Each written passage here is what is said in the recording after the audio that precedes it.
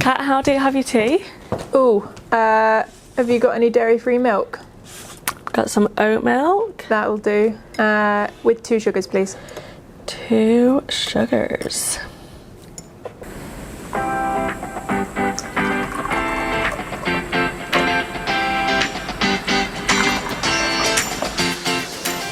Hi everyone, welcome to Recruit Tea. I'm your host Emily Firbank, and we're going to be spilling the tea on the good, the bad and the ugly of the recruitment industry. I'm going to be joined by an array of different people with various different backgrounds so we can get their point of view on what makes a real successful recruitment business. Come and join me for some tea. Yours looks a lot stronger than mine. I've obviously made myself a very weak tea. Okay. Ooh. No, that's perfect colour, thank you. I always go off what colour tan I'd like. Here with Kat, our Head of Branding at Orbition Group. Thank you so much for joining us. Thank you for having me. We're going to be speaking a bit more about kind of branding, the importance of branding when that comes to kind of company branding, personal branding, why it's important, ways to go about it. So I suppose it'd be nice first off just to hear a little bit about your journey with branding and how you kind of got to where you are today with Orbition.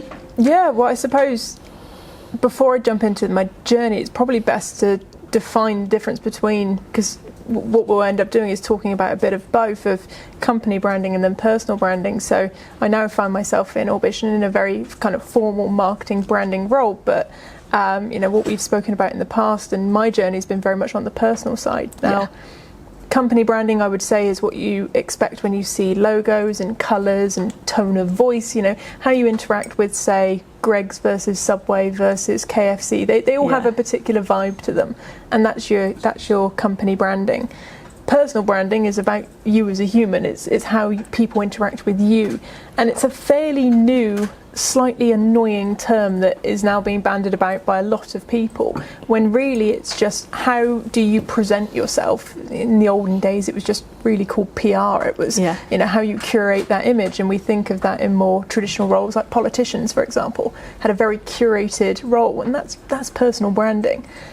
But what we've seen now is an evolution that everyone can do this because of social media and accessibility to internet. It means that everyone can curate themselves in a way that they come off in a desired way for their career, or it could be building a brand on social media. If you think of like these mum bloggers and all sorts, it's a particular journey. So to answer your original question of my journey into this, so I grew up in events.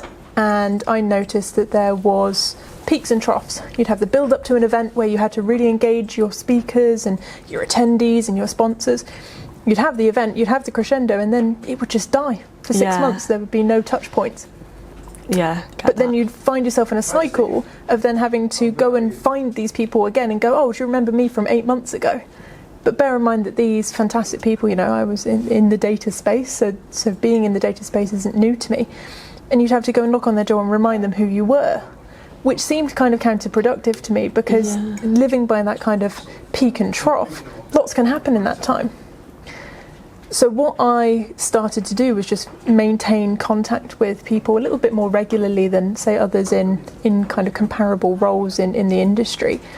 And then I would just produce my own content on LinkedIn about kind of conversations I was having. At the time I was well supported in my previous organisation to go out and create content, more formal content around that, so podcasts, blogs, etc. And it was well received, and again it was about lessening that peak and trough. But you can do that for your own career as well, so it doesn't just have to be the highlights of, if we think stereotypically, graduating from university, first job, promotion. I mean, so much happens in between those 3 points, but we don't talk about it. And again, it's like peak and trough. So what a personal brand can do is it fills in those gaps, keeps people engaged, and it puts you front in line for job opportunities, promotions, external validation, because people within your industry understand you, and you can bring that energy back into the business. If you've won awards, for example, that really helps with having some having some clout in the business. So I guess that's where my interest came from, and where I spotted that kind of need for not just living and dying by the big events, whether it be life or being in the event industry, but actually evening it out a little bit so that you were a bit more consistent. Yeah, no, that makes sense. And I think it also swings into the way that we recruit, right? That don't just be contacting them every 3 months because you've got something big coming up. It's a case of continuous communication with people, whether it's something little or big, just doing it consistently. Yeah. Absolutely. Makes sense. It's been really interesting actually over the last six months or so, looking at the comparisons between the event industry and recruitment industry. And although obviously very, very different poles apart in terms of what they're trying to do, but there are some underlying themes. So for example, I think those who are running events who, say for example you've got this amazing leader who you want to be a keynote, and suddenly they move jobs, or they're waiting for their next opportunity. The amount of professionals that would just drop them and be like, well, you're no use to me now. And the same I've seen in other recruitment firms where it's like, well, you don't fit this role right now, and they drop them. Yeah. Whereas if you are further forward in your thinking, that awesome person is still awesome regardless of where they are currently. And in 3 months' time, 3 weeks' time, they're going to be back somewhere awesome. Yeah. And who are they going to remember? The recruiter who dropped them straight away, or the recruiter that said, hey, keep in touch, let me know what's going on, I'd love to know more about your journey, or, got them involved in other activities. Yeah, it's that peak and trough. It's filling that gap in between, and not just using people when they're useful to you. And it's a far more giving relationship. And I think in 2023, that's what people want. They want an equal relationship. They don't want it to be being used all the time. We see that in marketing as well. Yeah, it's not just take. You've got to give value. You've got to give something to receive it back. Yeah, of course. Yeah, and obviously I know a lot of companies might kind of come to this, but that struggle of being able to juggle having really good company branding and juggling personal branding as well, and making sure that you're not just a transactional company branding, making it that personal branding, and that's from the owner to the employees as well. How have you found that you've been able to juggle that by being successful yourself with your personal branding and working for a company to get their branding up and running? So I've been asked this quite a few times of how do you make sure it aligns? And to be honest, I think it's actually less complex than some people think, because personally for me, I would never work with a brand or a team or an executive team that were homophobic, racist, old ways and thinking. However you want to brand it, that's not going to go with my values. Yeah. So when I'm putting up my own personal brand content on LinkedIn about International Women's Day or Black History Month, that's never going to clash with the company values or views, because I would never work for a company like that. So that's kind of the intrinsic value piece. When it comes to the actual branding, again, there's going to be guidelines, and it does depend on the size of organisation. I've always worked in a small to medium term organisation. If you're part of a big conglomerate, big enterprise company, of course there's going to be some sort of guidelines, because there needs to be. Yeah, of course. But generally speaking, as long as you're not trying to be too edgy, if we think of like Gary V's and swearing and F-bombing, if that's part of your company culture and you're being edgy, and there's quite a few different brands I can think of who very much play up to that. Yeah, that's fantastic. But it is I would say still on the more niche side. Yeah.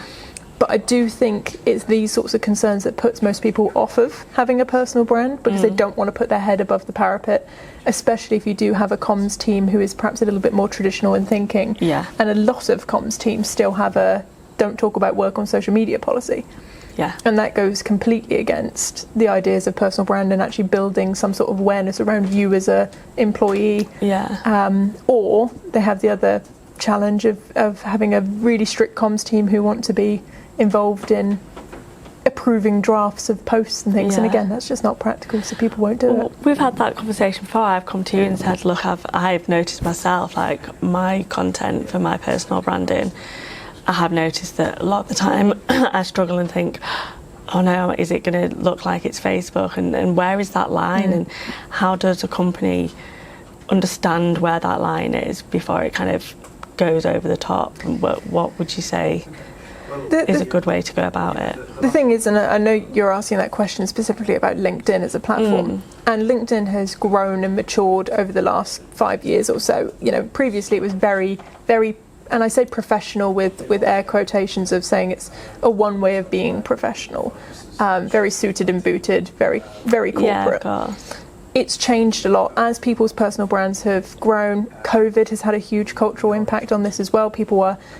They kind of were thrown into sharing more about their personal lives, and now it doesn't seem as alien to do so.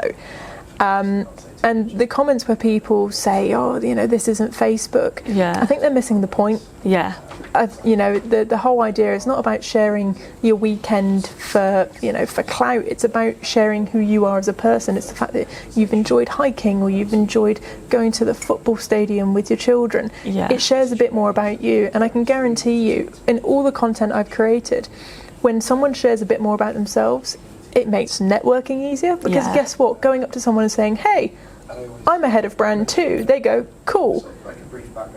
That's it. And where does the conversation go from there? But if they hear that, you know, oh, Catherine, I've heard you're really into gardening, so I'm just trying to get into my... Suddenly you've got a whole conversation. Yeah, absolutely. So if that, you know, that's one element. Networking becomes easier.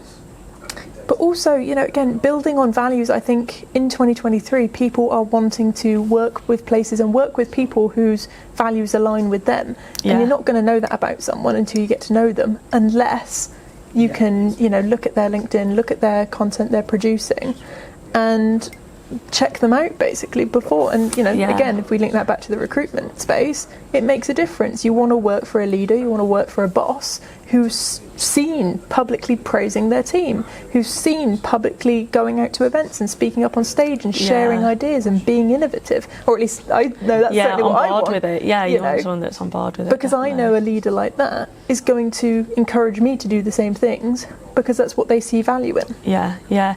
And just going off that, I know you mentioned briefly just before about there has been kind of pushback. Like, a lot of companies sometimes don't understand the power of personal branding, so they'll be all for the company branding. But have you come across that, and what reasons have the pushbacks been of, I don't want my employees to have their own personal brand? I mean, there's so many, but I always think, because it is a risk-based discussion, that's what this is, and I always think back to a good friend of mine who was a head of financial fraud for a big bank in the data space. And he walked into the executive board and went, I can ensure there is absolutely no fraud, 0%. And they were all like, oh my goodness, what's the answer? And he goes, right, we don't do business. Nothing right now. And they go, well, we can't not do business. And he went, exactly. So there's always going to be a risk. So now we need to go into the attitude of working together, of collaborating, because there is always a risk. We want to reduce that risk of fraud, and we want to reduce that risk of innovation and security and privacy and all of the other things, but there'll always be a risk. So when it comes to companies who put like a hard line down of no socials, or they don't encourage it, I think it's because they see it so much as a risk and they don't see the benefits. So it's unequal in terms of that relationship. But then the pushback that makes the least amount of sense to me is, well, if they build their personal brand and they leave, they take that with them. And I think that's problematic, because that bleeds into a whole other realm of thinking, into the kind of traditional learning and development side. It's saying, I was thinking about this don't train people, because what happens if they leave? Don't, you know, invest in incentives in case what's an awful environment to work in? You're in work to learn and grow. Like, exactly. Of course you want to hold on to your amazing employees, but look, if they're going to grow, then they're obviously going to want to progress their careers. And I know there can be, you know, challenges with the concept of like golden handcuffs and things, but generally speaking, if you allow someone, you know, if someone's showing real appetite that they really want to push, let's be honest, your brand, because that's what they're pushing, alongside them, the more they're known, guess what, the more you're going to be known. It probably puts a bit more onus on your own marketing team to keep up with them and to make sure that, you know, they've got logos behind their Zoom walls, or they've got, you know, I mean, hell, hoodies that say the company name on. You know, allow yourself to go up the ladder of success with them, rather than holding them down from even attempting to do it. Because then they're more likely to stay as well, right? It's swinging roundabouts. Absolutely. Like, what kind of person wants to leave a business that is given the autonomy and the growth opportunities? Exactly. To do that? And then, you know, if they've got the ability, as you say, to have that autonomy and growth, generally speaking, any kind of challenges there of why someone may leave becomes a bit easier. Yeah. Pay rises, 100%. Incentives, those are things that you can have discussions with and make a very clear roadmap. But saying to someone, okay, I'm going to give you a bit more autonomy to do, that's very, very conceptual. So if you are giving that type of thing already, that's, you know, going to be very positive. But yeah, it's a very bizarre thing to not want people to do it in case they leave, and I think that speaks probably more widely of someone's company culture than anything else. Yeah. And just kind of on the flip of that then, you mentioned they might not understand kind of the benefits.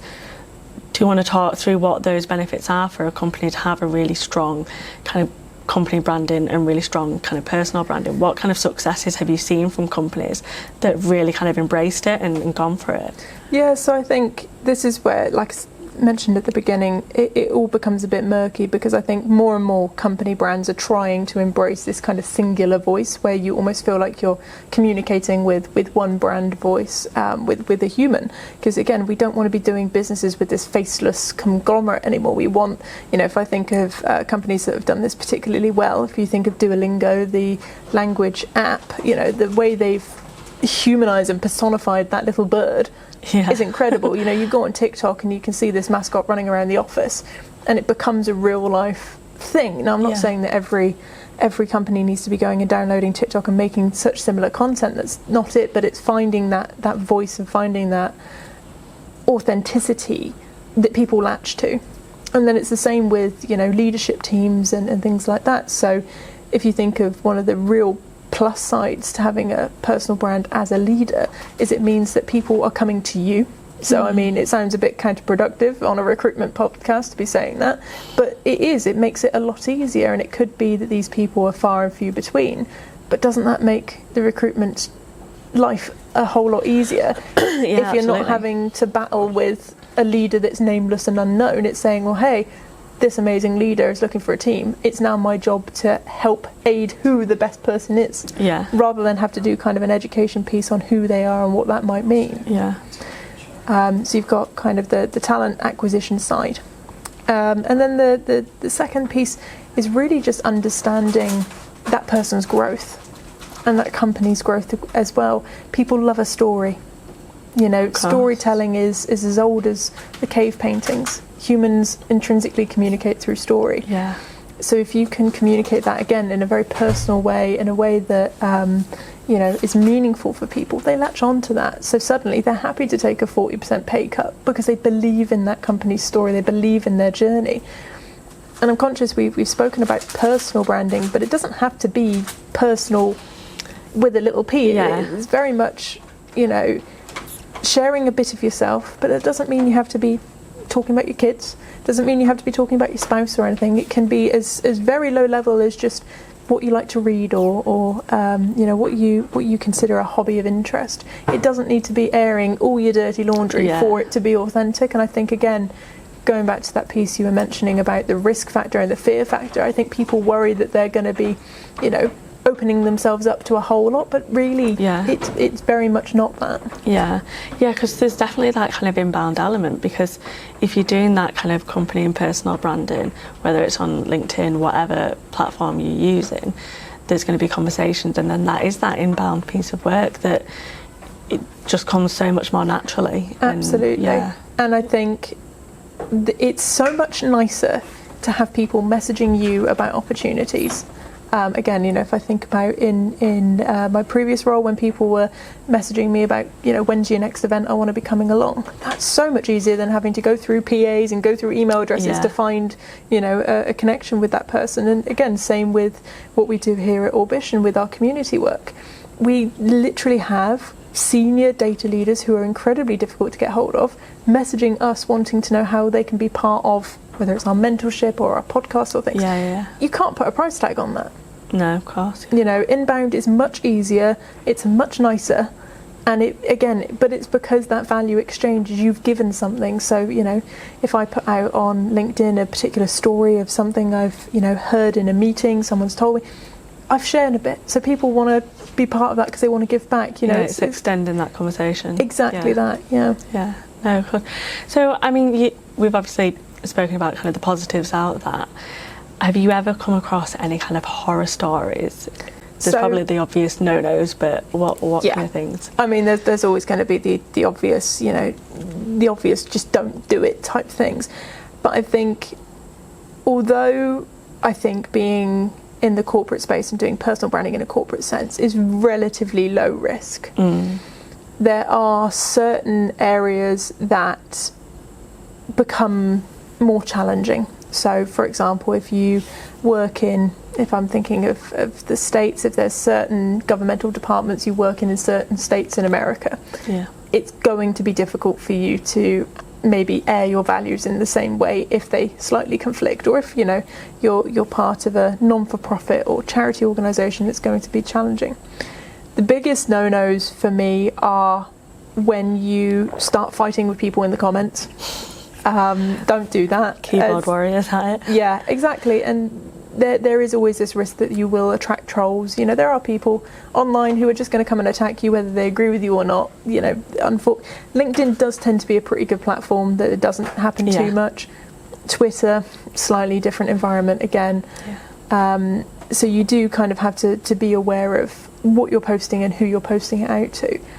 But yeah, apart from the really kind of big no-nos, which are, you know, hopefully would be fairly obvious, it is, you know, making sure that you remember that you are attaching yourself to your brand, you're attaching yourself to your reputation, so how you act online. Screenshots exist, even on messages. You know, it's just that kind of basic cyber safety of don't go saying anything online that you wouldn't happily have posted up on your front door, is a pretty good way to think about personal branding.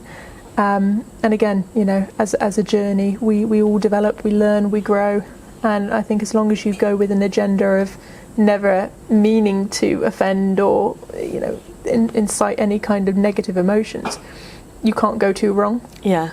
Okay, cool. I mean, I know I've mentioned this to you before, so obviously we always say kind of consistency is key. But when you're starting out doing that personal branding piece and you've never really done the whole LinkedIn content, it can be quite hard. I know that I've kind of hit a brick wall a few times of I don't know what to post about. I've not done anything on my weekend. What can my personal post be? What kind of advice would you give someone that is going to start on this personal branding journey to stay consistent, and what kind of things do they need to remember, and how simple can it really be? Yeah, and you're right, it is, you know, consistency is absolutely key. And I think one of the important elements to remember is to not overwhelm yourself. You don't need to be going and writing a blog every day for a month. You know, that's not what this is about. And consistency can mean once a week. Yeah, it can mean twice a week. You know, it doesn't matter. It's just if you're being consistent with it. Now, you know, when people ask me how many times should I be posting, I always kind of wince at the question, because there is no hard and fast rule. You know, LinkedIn or Twitter or wherever is never going to say yes, if you post 7 times you're going to be X. It doesn't work like that, because you can post, you know, once in 3 months and that does you know, incredibly well. However, we do know generally speaking, around 3 times a week is a nice reminder to your network that you're there and you're doing stuff. But the quality has to be consistent as well. There's no good posting 2 times a week being, you know, rubbish, just thoughts that are thrown together, and then one piece of very curated quality content. It's got to be, you know, quite consistent in its quality. But that being said, not every post is going to be viral, not every post is going to be a winner, and it is additive. And it can be, and this is where kind of people get a bit caught up in the metrics and the vanity metrics, that, you know, if it's not receiving hundreds of likes, it's not done well. But at the end of the day, we're all building a personal brand and we're doing this for a reason. And as long as those goals are being met, then that's where the value is. So I've had posts before now, 10, 15 likes, but then I've had someone drop in my DMs and it's ended up in revenued business. That to me is more successful than 200 likes with no one dropping in my DMs offering to pay for services. So you do have to kind of get over that piece in the beginning of, sitting there and watching the likes come in or not come in some cases. Yeah. And I know a lot of the time we kind of set ourselves like an agenda of what kind of things, and I think I've always found it, look, if it's not going to come naturally to you, then just don't post it, because it's not going to be a representation of yourself. But what would you kind of say to someone that is obviously in a recruitment business, say, and they want to set kind of an agenda of kind of personal branding, company branding, industry? What kind of topics should they be really looking at if that is something that they want to do, or could they go completely off scale and just what would you say the norm looks like for someone that's going to start doing it? Yeah, I think the easiest place to start is, what do you care about? And what's close to home is, generally speaking, easiest to produce content, and this could be video form, written, audio, however you want to do it. So, what does your 9 to 5 look like? Within that, what do you really care about? I know you've produced content in the past about hybrid working. That's an easy place to start. Again, it doesn't need to be overly complex to begin with. And then I would just kind of expand it out of that. So you've got your personal view, and then going out to that, the company, what do you care about your company? The fact that, do they do pizza on Friday, and that's like the best thing ever because you get to meet everyone and you've never had that before in previous organisations, and you've been able to connect with people. And then beyond that, in the industry, what do you like about recruitment? What don't you like about recruitment? What other industries could we learn from? And you can kind of go outwards into the more macro, or again just come back into the more micro view of things of, how are you with your time management, all these sorts of things. So that's how I'd kind of begin. But then, the internet is your friend here. Have a look at what's trending in the news with recruitment. You can go on Twitter for that. You can go on LinkedIn for that. I mean, BBC News, just type in recruitment. Are there any stats that are showing that the market's picking up or dropping, or, how people are interacting in the workplace? Has that changed with, previously having the Great Resignation, as they called it?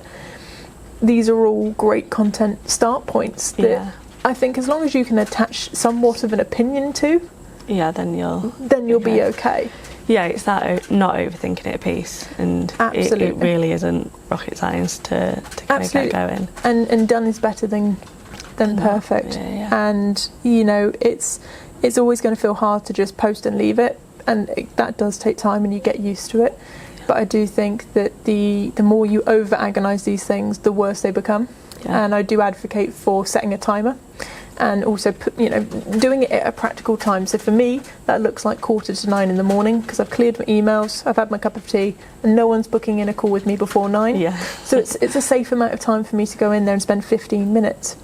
And I encourage everyone to find a time in their day that it's not going to be interrupted, that you can go in intentionally, but then also you've set yourself a limit, and you've not just doom scrolled whichever social media it is for 2 hours without actually getting something back from that as well, because that's the danger, is that we feel we're being proactive and productive, but we're not. We're just scrolling for scrolling's sake. That's a really good point, actually, about the kind of doing it in the morning kind of thing.